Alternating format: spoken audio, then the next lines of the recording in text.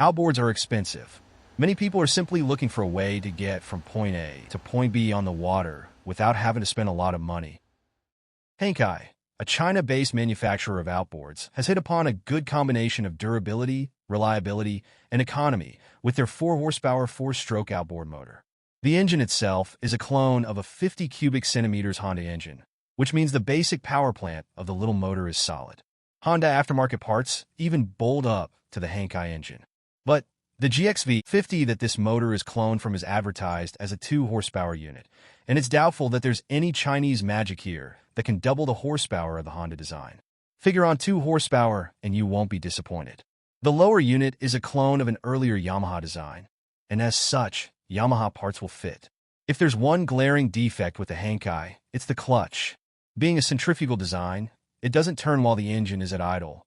Rather, when the RPMs climb, the clutch at first slips, then engages. This means a significant part of the engine's RPM range is unusable, which is especially troublesome for trolling.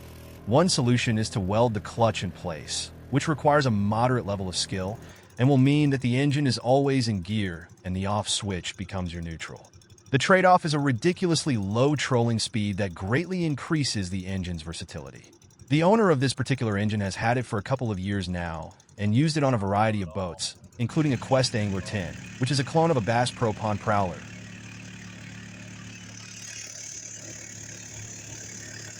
A 12-foot aluminum V-hull, and a 1542 John boat. You don't want to enter races with any of these boats when using the Hangkai, but curiously enough, the slowest of the three was the Pond Prowler at 4 miles per hour, right after the 1542 John at 5 miles per hour, and the V-hull, which could almost reach 6 miles per hour with the Hangkai pushing it. The Hangkai is small enough to stow away on larger boats, ready for emergencies. On one trip, the owner experienced engine trouble 7.5 miles up the lake.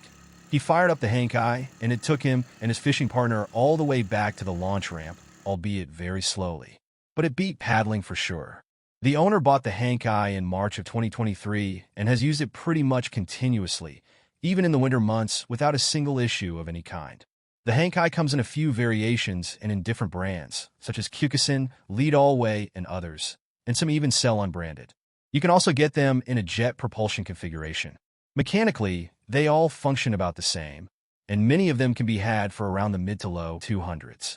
So if you're a small boat enthusiast and you want something to increase your range over a trolling motor, or you have a bigger boat but need a get-me-back motor, you can't go wrong with the Hangkai, especially for the price.